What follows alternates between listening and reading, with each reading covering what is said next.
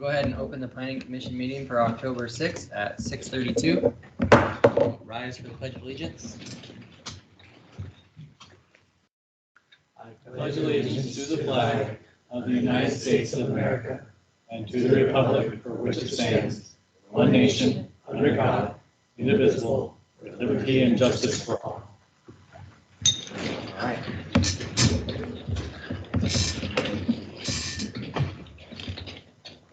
All right, Angela, so you're joining us remotely. Do you want to do a roll call? Yeah. Or- If there's a point you guys can't hear me, just let me know. Commissioner Wood, Present. Commissioner Wolthius, Present. Commissioner Parker, Here. Commissioner Lohman, Here. and Commissioner Journey. Present. Commissioner Stevens did get a hold of me, so he is excused for the evening. I'm here, Angela. This is Jamie. Oh, I'm sorry, Commissioner Milter, sorry. I'm looking at the video and Oh, sorry. cut off. All right, so at this point in our agenda, this would be the section for public comment for anybody that's here that wants to address the commission on anything that is not on our agenda for the evening.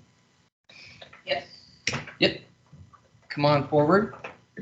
And once you have a seat, if you could state your name and address for the record. My name is Bernadette Pla, P-L-A, in case anybody's spelling. Been here in Sweet Home for 3 years, almost. I've just written my statements that I made copies for y'all. I just object to a current policy that you have with the conditional use policy. I considered creating a B&B at my home, and because I'm in and out of town frequently, I thought let it pay for itself. Mm-hmm. But your current policy is not user-friendly. So I will not be doing that, and we both lose. You lose transient tax, I lose the opportunity. So I've stated my objection on paper, and I just want to give you a copy. Sure. Real quick, while we've got you there, though, Angela and Blair, in our new rewrite, is this addressed, or is this something that's in addition? So Bernadette, if I remember right, this is Angela. Yes. If I remember right, the part of it that you had a problem, right, and correct me if I'm wrong, was the noticing. You didn't want to notice your neighbors so they would know that you're going to be doing this. Am I correct in that? Yes, and it's stated in the letter. Okay. Yeah, I don't have a copy of it, so that's why. Yeah. So it will depend on the new code, depends on the type of conditional use. So there are some we have changed it to, it kind of depends on the use of whether it gets noticed and whether we go through the planning commission again.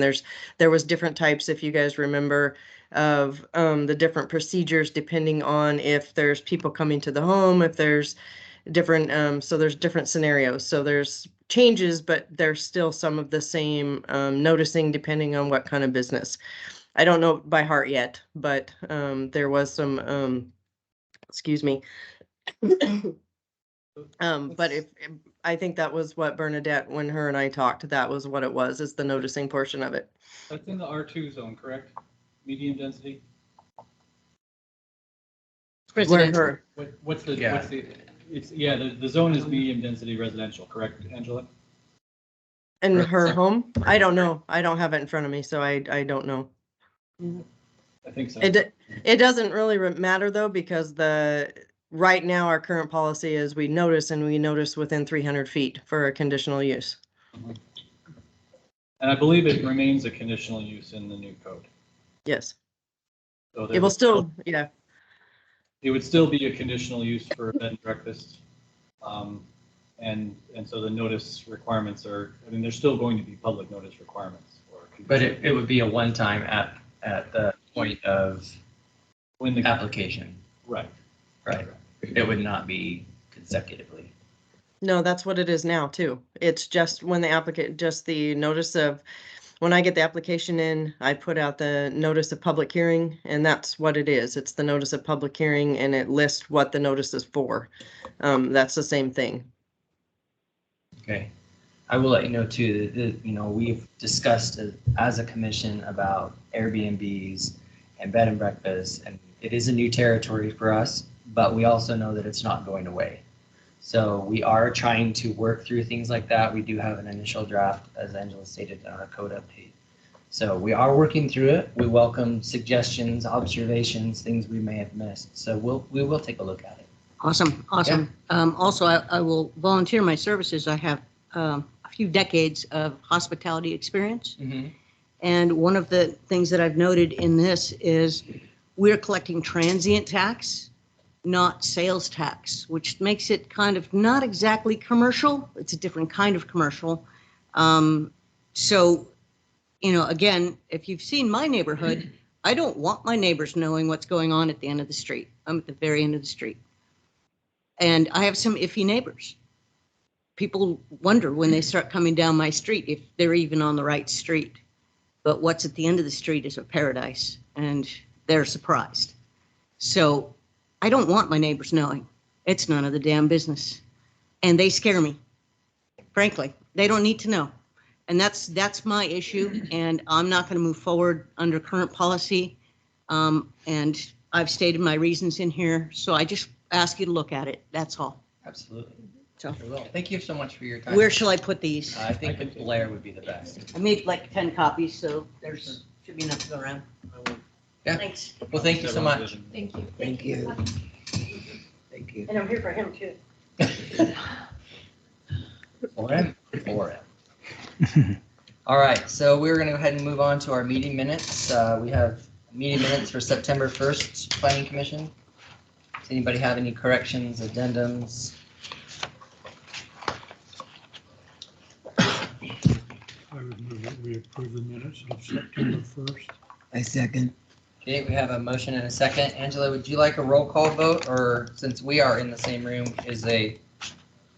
No, Oh. you're fine. Because I can see you guys. However, was it Commissioner Wolthius that made the motion? Because I couldn't hear him. Correct. Okay. And Thank you. Jeremy, the second. Okay. Okay, No. all those in favor? Aye. Aye. Opposed? All right, And I abstain if I wasn't here. absolutely, thank you. Commissioner Wood. All right, so we've also got the meeting minutes for September 15th, Planning Commission. Any corrections or addendums to those?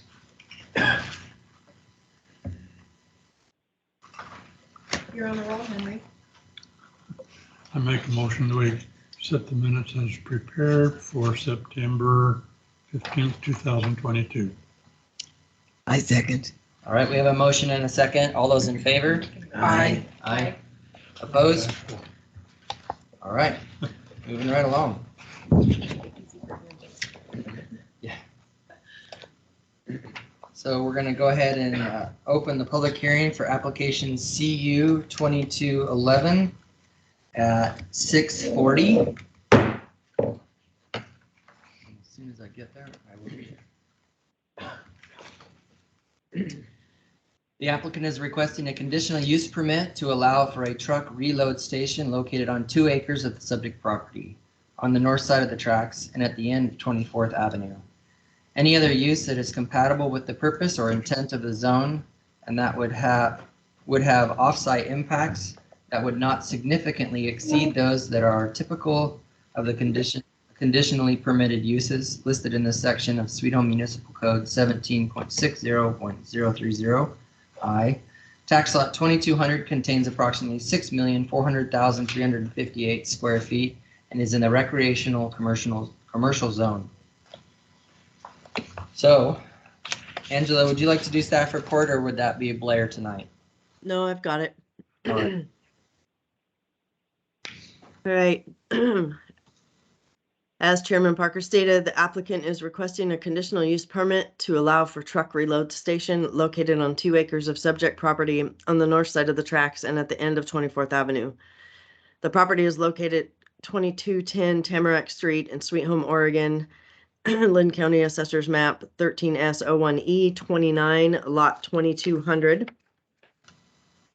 Based on the review of the FEMA firm map panel 41043C0912G, 41043C0913G, and 41043C0914G, dated September 9th, 2010, the subject property is not in the 100-year floodplain.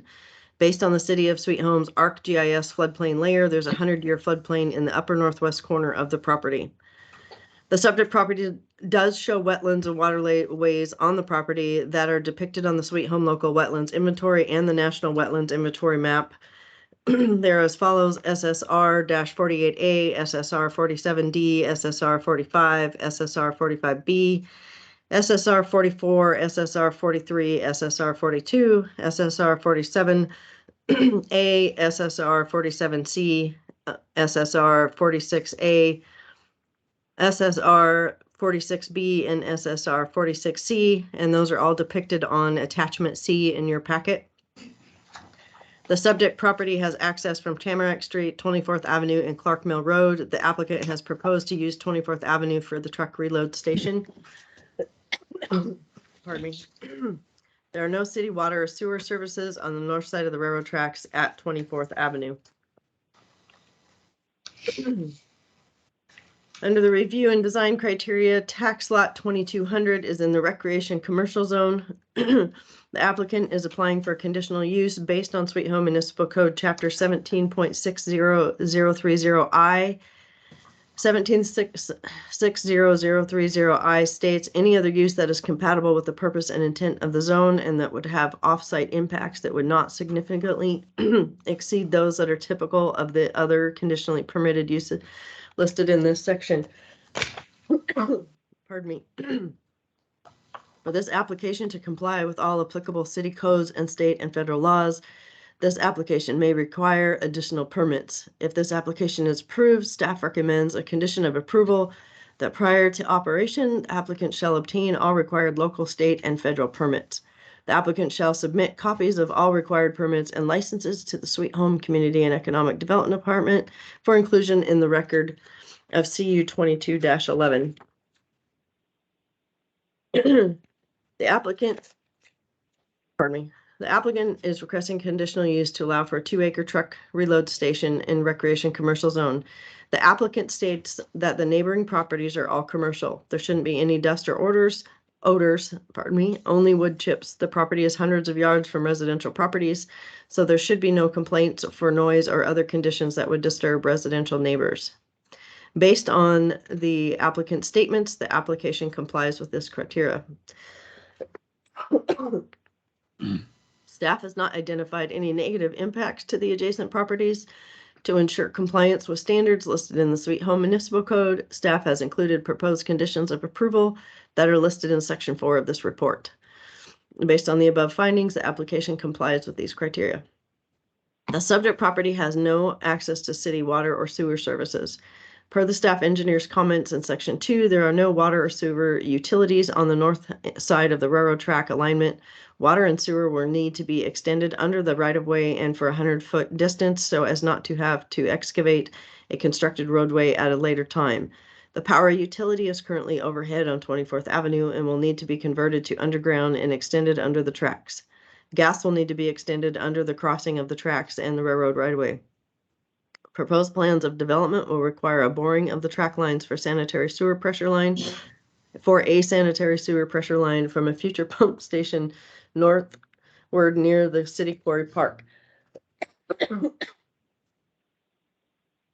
With the above conditions, the application complies with these criteria.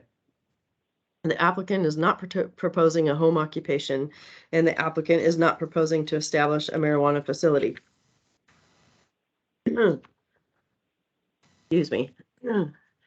The provision of the Sweet Home Municipal Code allows the Planning Commission to impose conditions of approval. This is an opportunity for the Planning Commission to determine if conditions are needed to ensure compliance with the decision criteria, as well as the best interest of the surrounding properties, the neighborhood, and the city as a whole, as specified in Sweet Home Municipal Code 17.80.050. Conditions could include, but are not limited to, expanding setbacks, limiting hours of operation, requiring site or architectural design features, imposing additional sign standards, and so forth. To ensure compliance with the standards listed in the Sweet Home Municipal Code, staff has included proposed conditions of approval listed in Section 4 of this report.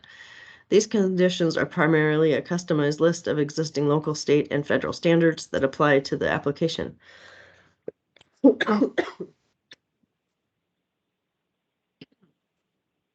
As required under this section, staff recommends that a condition of approval require that a conditional use be shall be void 1 year after the date of the planning commission approval if the use has not been substantially established as defined under Sweet Home Municipal Code 17.880.070A within that time period. The city planner may grant one extension of up to 1 year for a conditional use permit that contained a 1-year initial duration upon written request of the applicant and prior to the expiration of the approved period.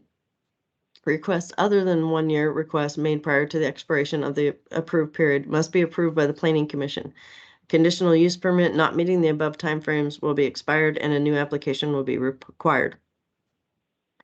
If the Planning Commission approves this application, staff recommends that the conditions of approval listed below be required in order to ensure that the application is consistent with the findings in the review and design criteria in Section 3 and is required by the Sweet Home Municipal Code and other provisions of law. Appeals to the Land Use Board of Appeals, LUBA, may only be based on review and design criteria contained in Section 3. Recommending conditions of approval. And there's a mistake there for CU 22-11. My apologies, that says 08, but it should say 11. Number 1, the property owner shall obtain and comply with all other applicable local, state, and federal permits and requirements. Number 2, staff recommends a boundary containment such as a fence to ensure proposed use remain inside the proposed 2 acres. 3, furnish, install, and maintain 2 stop clearance lines at the crossing according to OAR 741-110-0030 2B and bear all the costs. Locate the devices as depicted in the ODOT 24th Avenue crossing order and in accordance with the OAR 741-110-00403. Number 4, furnish, install, and maintain 4 advance warning pavement markings as depicted in the ODOT 24th Avenue crossing order and in accordance with OAR 741-110-00404. Number 5, furnish, install, and maintain 2 grade crossing advance warning W10-1 signs. Locate the devices as depicted in the ODOT 24th Avenue crossing order and in accordance with OAR 741-110-00404. Number 6, furnish, install, and maintain a dynamic envelope pavement marking as depicted in the ODOT 24th Avenue crossing order. And number 7, the conditional use permit shall be void 1 year after the date of the Planning Commission approval if the use has not been substantially established as defined under Sweet Home Municipal Code 17.80.070A within that time period. The city planner may grant one extension of up to 1 year for a conditional use permit that contained a 1 year initial duration upon written request of the applicant and made prior to the expiration of approved period must be approved by the Planning Commission. A conditional use permit not meeting the above timeframes will be expired and a new application will be required. Excuse me. In acting on a conditional use permit application, the Planning Commission will hold a public hearing at which it may either approve or deny the application. If the application is denied, the action must be based on the applicable review and design criteria. If approved, the Planning Commission may impose conditions of approval. Staff's recommended conditions are included in Section 4. The appeal period pursuant to ORS 227.175. The Planning Commission may establish an appeal period of not less than 12 days from the date of the written notice that the Planning Commission's decision is mailed. Staff's recommendation is that the Planning Commission decision on this matter be subject to a 12-day appeal period from the date that the notice of decision is mailed. Order after the Planning Commission decides, staff recommends that the Planning Commission direct staff to prepare an order that is signed by the chairperson of the Planning Commission. The order would memorialize the decision and provide an official list of conditions, if any, that apply to the approval of if the application is approved. Motion. After opening the public hearing and receiving testimony, the Planning Commission's options include the following. 1, move to approve application CU 22-11. which includes adopting the findings of fact listed in the staff report and the conditions of approval listed in section 4 of the staff report, the setting of a 12-day appeal period from the date of the mailing of decision, and hereby direct staff to prepare an order to be signed by the chair to memorialize this decision. Number 2, move to deny application CU 22-11, which includes adopting the findings of fact, including a setting of a 12-day appeal period from the date of the mailing of the decision, and hereby direct staff to prepare an order to be signed by the chair to memorialize the decision. Number 3, move to continue the public hearing to a date and time or for other. That is it. All right, well, thank you so much for getting through that. And a point of order on my part, I need to read in the disclosure statement. So I apologize for being out of order. The applicable substantive criteria are listed in the staff report. Testimony, arguments, and evidence must be directed toward the criteria described or other criteria in the plan or land use regulation which the person believes to apply to the decision. Failure to raise an issue accompanied by statements or evidence sufficient to afford the decision maker and the parties an opportunity to respond to the issue precludes the appeal to the Land Use Board of Appeals based on that issue. That being read in, does anybody on the commission have any personal bias in regards to this application? No. I have none. Any conflicts of interest? No. Any ex parte information? No. All right, and thank you again, Angela, for reading that in. So does anybody have any questions for staff? Engineering's requiring that the water and sewer utilities go underneath the railroad tracks. Does that need to be a condition of approval or not? We don't believe so until there's a more large public use of the crossing. So it won't be done as part of this As development? Well, The go ahead. application as submitted, it's not necessary because they aren't seeking to do that level of development. Right. The reason it's there is that just to basically to put the applicant on notice that if this expands to you need those kinds of utilities, that's the way that it would need to happen. Okay, great. Right, any other questions for staff? All right, so at this time, I'd like to invite our applicant to come forward if they wish to speak. And for the record, once seated, if you could state your name and address for the record. Josh Victor, 44004 Wiley Creek, Sweet Home, Oregon, 97386. All right, and just to kind of summarize the purpose of the application. So just trying to get some use out of this property and start generating some income and some sort of business, hopefully maybe some industry in there. It was used for years as a mill, and in Sweet Home, there's trees everywhere. And if this is, that seems to be the industry that's strongest around here with the other mills. If we can get something going that's in that industry, I think it'll do well. And I mean, I'm not sure if it's going to work or not. We're just trying to, like I said, get something. So that's why when I heard, I don't know all of those conditions. If I have to run water main lines and power and everything, this isn't worth me trying to even do. I'm just trying to see if we can get some sort of, like I said, industry generated down there. And Jeremy does a great job with everything he's done out at his place. And it's like, I feel like that anything that we could do to start doing that around there, that's great. I do worry about or I don't know if worry, but I want to ask so I have the 2 acres on there, but hopefully he would be able to expand even get more property or whatever in the future. So is that something that I would have to come back on? Because that's literally the hope of everything is that something would go down there. Maybe he starts putting in a plant or something that's going to employ more people in town. That's what we're shooting for, is something that can get there and, hopefully start getting bigger. So if that works, that's what we're shooting. And if we were going to do that, then we would take on the water and sewer and power, everything that would have to go with that. But at this stage, that's not what we're needing. But I don't also want to have to come back every year and be hey, are we still okay? Or do I have to move out? That doesn't give us really a very good assurance. So Just a point of clarification, those improvements would only be necessary if you decided you needed to have water from the city yeah. or power brought in from 24. and ultimately, I would love to. I would just love the property to generate that income Sure. to help to pay for it. Right. Not to just put it all out there on a hoping something's going to work. So Can we have our other gentleman guest introduce himself as well? I'm Jeremy Topman, 44501 Wiley Creek, Sweet Home. I can explain very clear what I would like to do down there.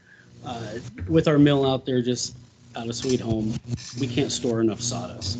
And the way we manage these mills is when they make the sawdust, we have to get them dumped and we gotta have somewhere for it to go. And I don't have a big enough footprint. So when Josh purchased that property, I thought, okay, that would work out really well. It's in a spot that's close to us. And it's a real simple process that we'd be doing. We bring trucks in there. They're walking floor trucks, so they would actually unload themselves. Then I'd have a loader. At the end of the day, I'd shove the pile up, keep it nice and tidy. And then as we needed it, we would transfer it with those same trucks or different trucks. We'd load them and send it down to the mill as we needed it. That's the program.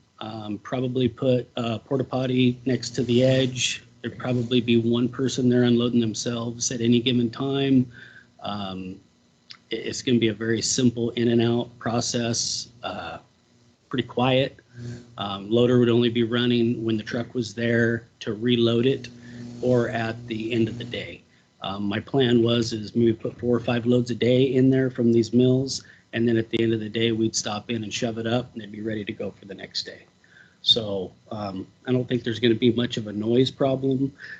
Your ordinance for timing and, are we a 7 to 5? I mean, I really don't know all the particulars of what you guys want, but I need to go through that to see if this would work for me. But that's the process. Okay. And just to clarify for the record, Mr. Victor is the property owner and Jeremy Thompson would be the tenant. One of my questions was timing, basically. Would you set a certain time, like in the morning time, say 7 o'clock, but not 6 o'clock or 5 o'clock in the morning to?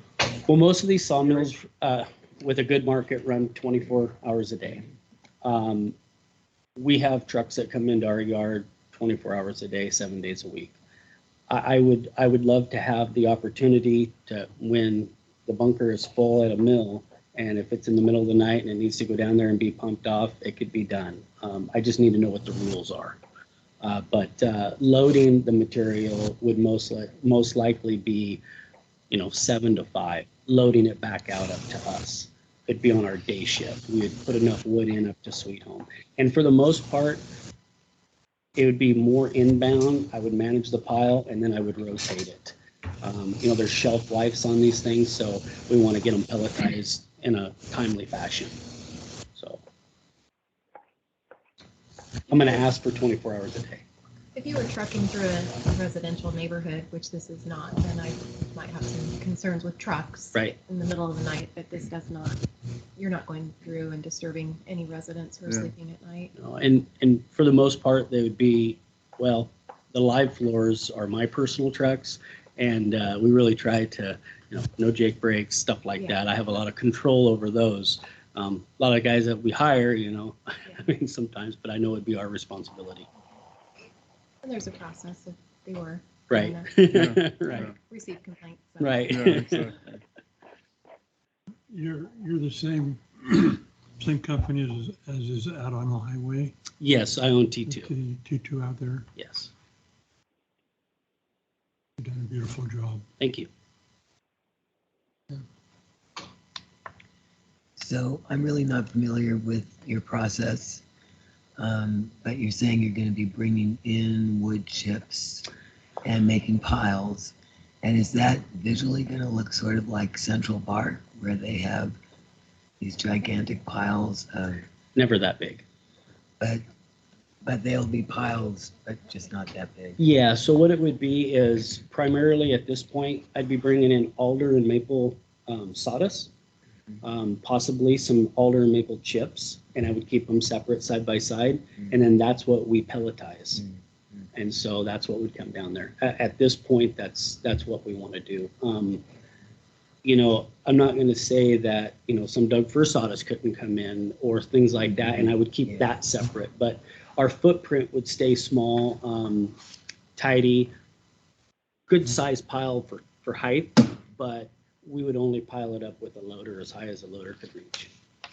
And did you consider any other locations for this business arrangement? Yeah, but unfortunately, the other spots that have asphalt that are in this big area are in more residential areas, and so we're trying to get it away from everybody as much as possible.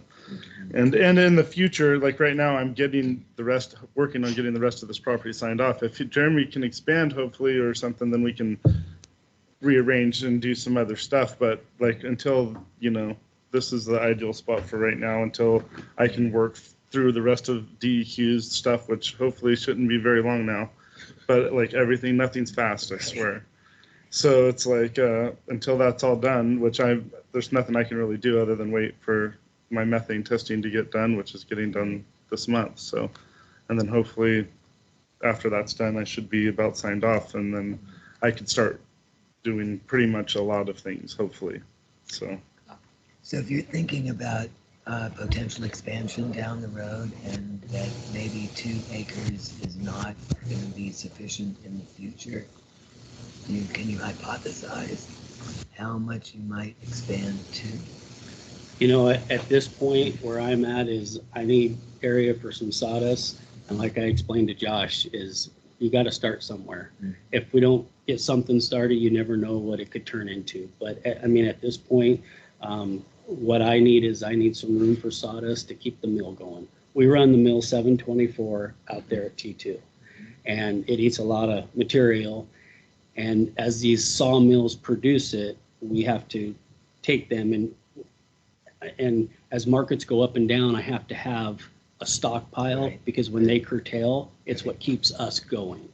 So we currently lease a yard in Junction City, and we currently lease a yard down here at Indianola, and we need a 3rd yard. You know, I picked 24th. I do a lot of work down there at Rainier, and that's tight. It's hard for trucks getting in and out down on 18th. I looked at the area. Could we do anything down there? But there's so many houses. I really like the in and out of 24th. It's good access. It's easy to get on the highway. So that was my chose to be there. And there's nothing there right now, so it's not like it's going to look any worse than what it has for the last 15 years. Other than being used, it'd be looking better, I think.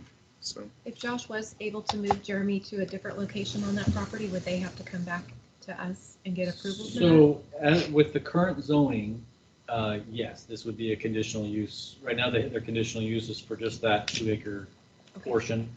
If it was moved somewhere else, it would be a conditional use for that portion of the property as well. But there's also options for zone change and things like that, depending on what future uses of the property are. In regards to Josh's comment about getting it signed off, can you expound on what he means exactly? Oh, for that, he's talking about DEQ's process for giving what's called a no further action designation for the property. So essentially, there are portions of the property that have a no further action needed designation where essentially DEQ's said it's clean enough for us. No, we're not going to require anything. But there are portions of the property that still don't have that, and so that I understand there's methane testing going on that DEQ has asked for. Hopefully that's all they've asked for, and yeah, all they're that's going to it. Yeah. require. Well, and I needed it to, if I was going to build a main street anyway, I had to get methane testing for where the main street was going to lie. So the ultimate goal is to have a dedicated right-of-way through the property that would provide access to the property and also help the city out. And in order for that to happen, we need to have the no further action order. Unfortunately, the city's not able to take on the liability without that. And that was an inherited issue with the property purchased from the county. And I do have another question. I heard like the whole railroad tracks with the arms and everything. Why is that necessarily? I mean, There's no arms. So if you go to the actual staff report, there's furnish, install, and maintain 2 stop clearance lines, which are, Joe could probably tell me exactly what those are. that's what I thought that White was. pavement markings, left with line. Oh, just the lines on the road? Yeah. And Yeah, then- 1 and foot then, wide by the width of the lanes. Advanced warning pavement markings, and then The the crossbucks, grade 100 feet crossing away. advanced warning signs. So Oh, it's, yeah. it's basically pavement marking and signs. Okay, okay. Yes. I thought you were talking about Yes. the whole thing. I was like, oh No, my no, no, gosh. That's No. like- None of that is required until it becomes a public crossing. So this is still a private crossing. Railroad has an agreement with Mr. Topman for access into the property, and they would allow it as a private crossing. But when it comes to all of the, we do have a crossing order from ODOT that details all of the improvements that would be needed to the crossing for an at-grade public crossing. It can't be a public crossing yet because there's no dedicated right-of-way at the other side. And so these are just the baseline rules that ODOT requires for a private crossing. So who determined 2 acres? That seems pretty small for any kind. We just went out there and kind of looked at the footprint, and we picked that corner, and I guess when you measured it out, it was 2 acres. We're gonna move it readily fast. It'll kind of come in and out. It's more of a rotation thing for us. I think 2 acres is plenty. I mean, that asphalt area. And really, I mean, that's really all that's there. This might be difficult to answer, Josh, but what do you see as the future north of the railroad right of way on 24th? Well, first of all, I have to get a train customer in order to get that crossing from Franklin. So unless I get some sort of train customer on that property, he's not going to give me a crossing across right there. So, and it might be a lot harder thing to do. So that's what I'm trying to do right now. And like, if I can get some sort of train customer or Jeremy to be a train customer, then I could get my crossing across there from Franklin so I could continue to do the development further on. You know, I would like ultimately an access there, but for right now, for the next probably, I would say 1 to 5 years, I'm going to be working on pretty much the western side of that property with both demolition, repair, just trying to get all of the rest of the note all clears on all that stuff, and that's going to be my primary focus right now. So while I'm doing that, if that property is sitting there, that's why it's a month-to-month lease that, you know, if it doesn't work for him, then he can leave at any time. And if it doesn't work for me and I want to start over there, then, you know, he can leave as well. Or like I said, move once I get to that area. But for the next couple of years, I want to focus, like I said, on the front, the big side with all the buildings and stuff, and get that more aesthetically pleasing and start developing. So what I'm really kind of getting at is that you would not be doing anything that would interfere with future development No, north on 24th across the railroad. right of way. no, like not till I'm ready to get down to that area. And like, it's going to be, like I said, it's going to be a few years until that happens at least. And if I did, his operation can be picked up pretty quick. So it'd be just like it was. If worst case scenario, I said, hey, I'm ready to start on this section down here. You know what I mean? Do you either want to move to a different section or whatever? We would deal with that as that came on or whatever. But for the most part, I'm hoping it'll just work out for, like I said, and hopefully as long as he needs it. And once I actually get to that point, hopefully I'll had it rented for enough time to help me develop all of the water, sewer, power, main road systems down there. So just kind of pick up some of that cost. So as far as the property itself, it would be a fenced property, or would it not be fenced? we'd rather not have a fence on it if at all possible. I mean, For me personally, you're gonna see it through a fence. It's just gonna be sawdust. I'll have one wheel loader there. That's all the equipment that I'm gonna have there. Okay. I don't need a fence. You're not afraid of any kids or anybody going in there? Oh, I'm afraid of that every Having day, fun but running through the. fence doesn't stop it. So, there's it not gonna helps be a deter lot. it. Yeah, I agree. At this point, there's somebody down there that's been staying at the edge. You know, maybe we'll have to look at a security guard or something like that. I'm just personally not going to have any equipment down there that could get vandalized, really. I mean, I'll have a wheel loader there. Plan is it'll be kind of next to the lighted area.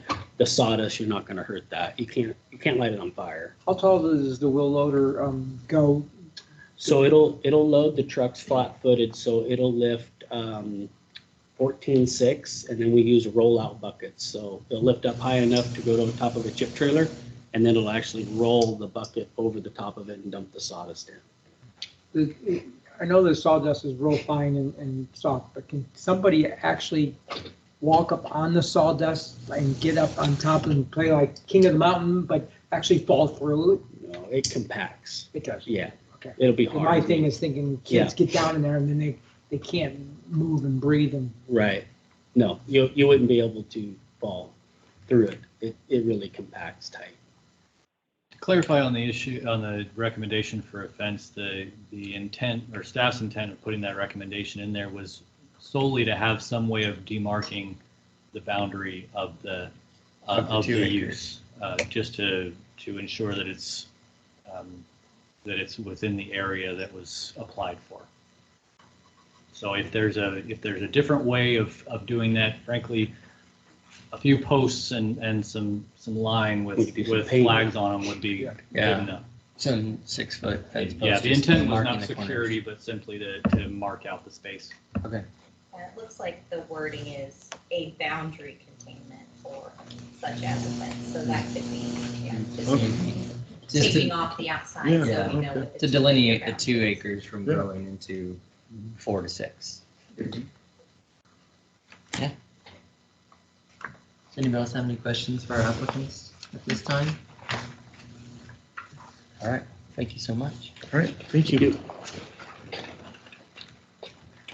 So at this point, we would ask for any opponent testimony, proponent testimony, any of those wishing to speak in favor of the application.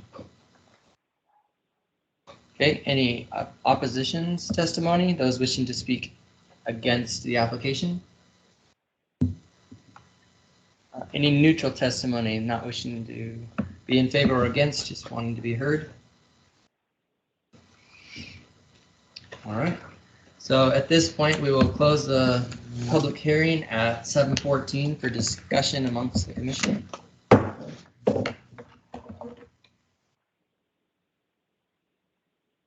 I mean, elephant in the room, the only reason this is coming before us is because at one point it was zoned from an industrial property to a recreational commercial property to specifically serve one development that never happened. This property looks as though it's been industrial near its entire life that we know of, at least in existence of Sweet Home. So, yeah.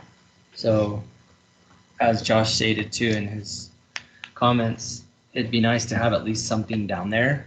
It's been vacant for so long. I like it because it's kind of bringing life back to the property. Correct. And I like the idea too of them kind of getting their toes wet, seeing where this is going to go.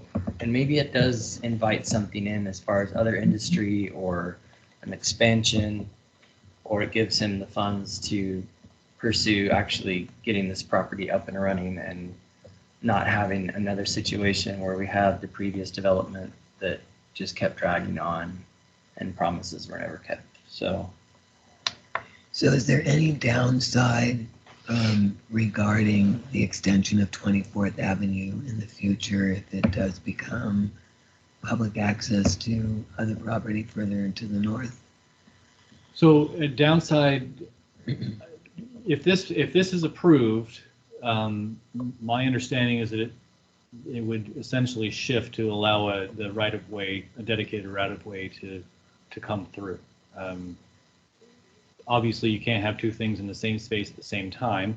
So we know that for the first 90 feet or something, after 100 feet north of the railroad, the road, it's going to have to go straight through. Right. So the right of way is pretty fixed there as to what's needed. That being said, there's no public right of way there now. So if there's a deal in the future for, as we all seem to want, for a public right of way to go through there, it's necessarily going to force movement, if necessary, of any uses that are there in the way. The benefit of this, of course, is there's no structures involved, and so there's nothing to prevent that from happening. There's no significant investment that we have to worry about losing. But just the fact that that it's being used as a business doesn't jeopardize any future use for right of way or putting the road in. Not that I'm aware of.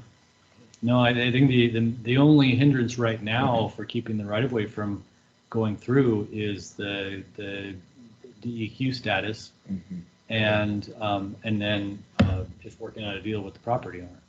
So on the front of the city's property, we are on my to-do list, and the work slowly getting through it is to put together an RFP for our property, to put it out to developers to say, this is what we'd like to see here. We're interested in hearing your proposals.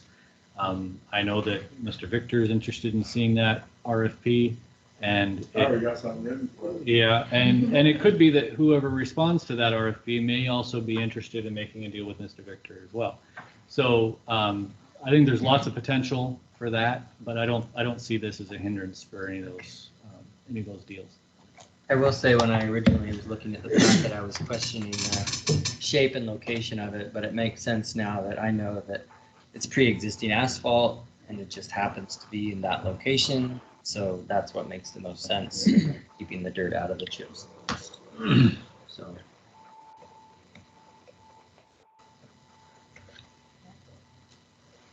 It seems compatible with the neighborhood, and staff has not identified any negative aspects of it.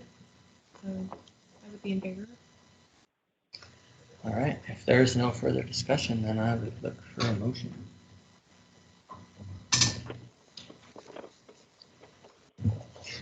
I'll make a motion. I've moved to approve application CU 21-11, which includes adopting the findings of facts listed in the staff report and the conditions of approval listed in section 4 of the staff report, the setting of the 12-day appeal period from the date of the mailing of the decision, and hereby direct staff to prepare an order to be signed by the chair to memorialize the decision. I second that motion. All right, we have a motion and a second. All those in favor? Aye. Aye. Opposed? And all right, motion passes.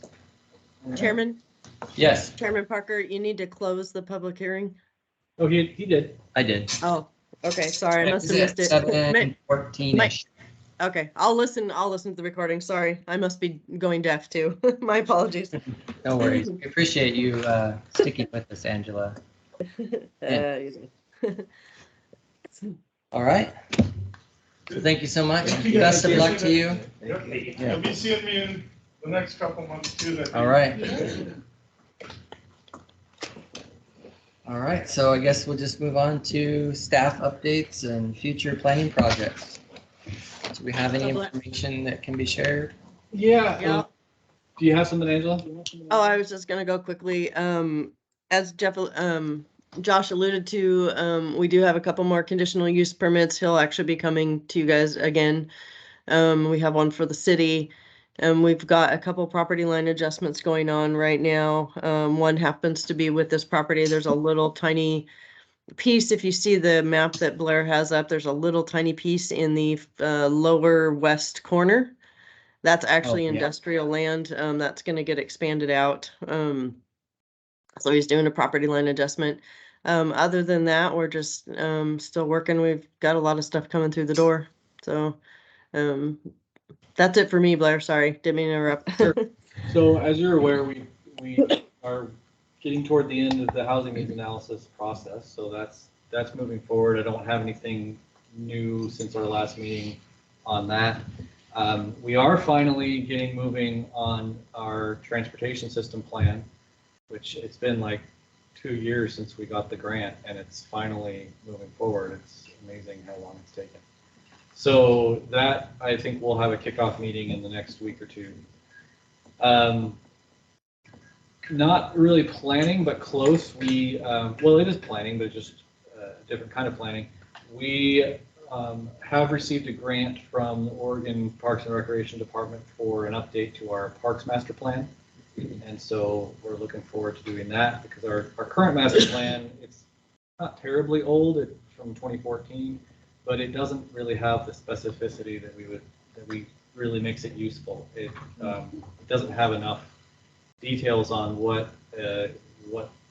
amenities parks should have, and it doesn't have any standards for distances that people should have to travel to get to a park. It doesn't have very much clear direction to staff and to that allows us to apply for grants for park improvements. For example, we recently had some donors in the last couple of years. We had some donors come forward who were interested in dog parks, and they wanted to pay a good portion of it, but we didn't have anything identified in our plans. And so the question is, do we accept a donation and put in an amenity that has had no public feedback at all? And does that take priority over other improvements, that kind of thing? So it's just out of date. So we're I'm also excited about really expanding plans for our trail system. I think there's a lot of potential there, but it really needs to get identified in that plan so that we can qualify for funding when it comes to grants, and just get it all added to our capital improvements list so that we can start knocking out parts of it, because we now have the system development charge for parks that will help a little bit with our parks funding, but we don't have publicly adopted plans to direct that funding. So that's a really, really good thing that that's moving forward. What other planning things have we got? I think that's about it. Could you just comment on the city council's posture on Mountain Fir? Yes. At the last meeting, no decision was made. Right. And I'm not sure exactly the reason for that, but I know there were concerns about what it would cost the city in the future, and I think they weren't satisfied with the information that we had. So I just in the packet for Tuesday's meeting, we have a lot more information, and the applicant is going to be at that meeting. So I think it'll help. In fact, I was just going over the numbers today, and future expenses in the next 10 to 15 years, I think the most money we would be spending on that street is maybe at the most 20 grand at the most. Now, that being said, Mosaic, who's applying for this, their facility has already spent 100 grand in SDCs to the city for that one facility.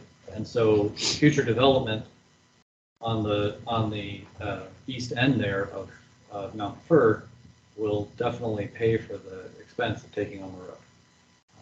So I think that information should help the council be a lot more interested in, because I think again, it's an election year. I think everyone's concerned about taking on a responsibility for the city. In this case, I think that the information clearly shows that it's a good investment. Notice stuff going on at the T&M building. Yeah, the lights were on. Yeah, Do they we know were. anything about that? I suspect, so I've met with Lamoda a little bit. They would like to they own the building, and they would like to do a project there. I think I've mentioned it a little bit before. They're right there at the stage where they're kind of having an architect put together some conceptual drawings. And so I suspect that's why the lights were on in there, was for them to check things out. Maybe they got left on. I don't know, because it seemed like they were on for a long time for somebody just touring the building. Doesn't take that long to take. Which building is that? The old T&M Pizza building, the one that has the old pizza sign on top of it, next to Lamoda. Yeah. So they have kind of an idea for an entrepreneurial space that would be food related, and so I think it'd be really cool if they can do it, and we're trying to help them through the process as much as we can, and they're looking around for different funding sources for something that's more business promotion that can be good for startups and things like that. So I think there's a lot of possibility. They certainly own enough property in town, and Mhm. it'd be great to see it happen. But they also have a lot of property in lots of towns, and so we're happy to have them working here and focusing on this property. It would be nice to have Yeah. some of the empty buildings filled. The lights on. Yeah, exactly. I got Literally. excited. Yeah. Right. So, Mexican on Clark Mill and Highway. They decided to remodel the exterior. Give it a paint job. give it a I paint saw job. that too, yeah, after the At wall first fell I in was- or whatever. At first, we were told that they were dressing it up to make it more Appealing. appealing to sell. Oh, okay. But I think they're actually just going to open a restaurant. So do they have to come to us for that since the use has been discontinued? Well, no, because it's the zoning of it is that it's an outright permitted use to run a restaurant there. So Yeah, there's no drive-through. there's no permits needed by the city at all unless they need building permits to put in a new hood or something like that. So yeah, they don't really need any permission from us at all. Okay. It's health authority, obviously, they certainly need to, but not the city. That's all I had. All right. I guess one little nagging question about the parking around the theater. Got a road golf or something, that's part of it. So the This is my owner, property, but. the owner of the building to the west has put up things to mark his property to separate it from The theater. available parking for the theater. Is that what I'm seeing It's there? all, this is a long-running Ongoing. dispute. Oh, Yes, yeah. And we have some property owners that don't get along with each other. Yeah, And frankly, I think it's sad because if you own a restaurant and you own a movie and another person owns a movie theater, you really, Yeah. dinner and a movie is a thing and you really should be best friends. I think recent improvements in our code will help that situation because previously, if you owned a property in the downtown and you were changing the use, you suddenly had a bunch of parking requirements that you had to comply with. Now, if you have an existing property, you don't have parking requirements that you have to comply with anymore. It's assumed that the city will move forward with efforts to increase parking supply in the area and that individual property owners won't have to worry about that. carry the So burden. I believe that some of the friction was the owner of the parking lot having plans and wanting to make sure he had enough parking for his plans. I think the regulations are a little more relaxed now, and so hopefully that will decrease that pressure and make people get along. Yeah, I'm just asking to understand what I see there. Yeah. You know, so, I don't entirely understand it myself, so. okay, that's fine. Enough said, thanks. He doesn't speak Russian. I do actually. In Morse code. All right. Does anybody have anything else to discuss? I do. Oh, go ahead, Henry. Our next meeting, could we move that screen back about 3 feet. 24 inches and maybe raise it up about 6? We'll see what we can do. We can see the top half of it. Oh, sorry I about can see that. all of it. No, I can't Tracy? see the wording for 24th Avenue. I will, when we're setting up for the next meeting, I will sit in your chair and try to get things better situated. Okay. Yeah. Yeah, we've got good views over here. I don't know. And I apologize. We're always belly aching about something. Blair, I got Yeah. a question. Either It's, all those right. or the- It's better than the last building we were in, though, if you recall. Yeah, absolutely. Yeah. This doesn't really pertain to the planning, but the old city hall. Mhm. I'm the mailman for that area. Yeah. I get so much mail that you guys have not forwarded 1140. I get checks. You just keep sending them back. Yeah, you get checks from all different organizations, and it has, you know, I thought we still got the mail. every employee's name pretty much has some mail that has 11. We keep sending it back because we try to forward it to you guys, and it says unaffordable. We can't because the time has expired. All So right, yeah, well- you're losing a lot of money. These checks that I keep just sending. You know, I first try to forward it, keep forward, and it says forward is expired. I have a mailman here, isn't it? Let me check on that. Thank Because I you. have mail for you, I have mail Where's for my check? city manager, for everybody that's in all the different That's where my $1 departments. million is. It could be. So, you I know, will look into that. I Thank was you for wondering letting why me know. nobody has ever mentioned that to the city hall about Now, what's going on with it. when we first moved over here, I I know thought we I were would bring checking it the up. mail on a regular basis and it was supposed to all get shipped over, but there's so many different organizations that we deal with and getting people to check, to update the addresses. 10, Real 15, pain. 20 letters a day. Okay, Like you Really? said. all right. Wow. We'll, Wow. And we'll then take a look. it goes to all your different department heads, Yeah, you know, has their names on it and stuff, and I just keep sending them back. okay, good to know. And then finally, I don't know if they shred it, because when it says forward expired, Right. all these checks that, money that's coming to your city and it's, or to the departments, you guys are not getting it. So I don't know Hmm. if you guys have missed money or. It's not my department, but I'll have to look into that and let them know and Yeah. see what we can do. I just feel bad. Yeah. Oh my God. Thanks for letting me know about that. I just found a gold mine. Suddenly our financing problems are over. Yay! All right, with that, we'll go ahead and close the planning commission meeting for October 6th at 7:32. We're having a meeting. Thank you, guys. Have a good evening. Thank you, hope you Angela. feel better. Wait, hold it, Angela, before you leave next meeting. Okay. Did you send it, thing to notice us for the meetings in October? I think the 20th was noticed. You wanna Angela, You want to stop recording? Yeah, I Yeah. will. Just real quick, Angela, is there a second meeting in October? Not that I have on the schedule, no. Okay. So the next meeting will be the first Thursday in November already. November 3rd. Hey, Benny, thank you. Thank you again for Good night, Angela. that information.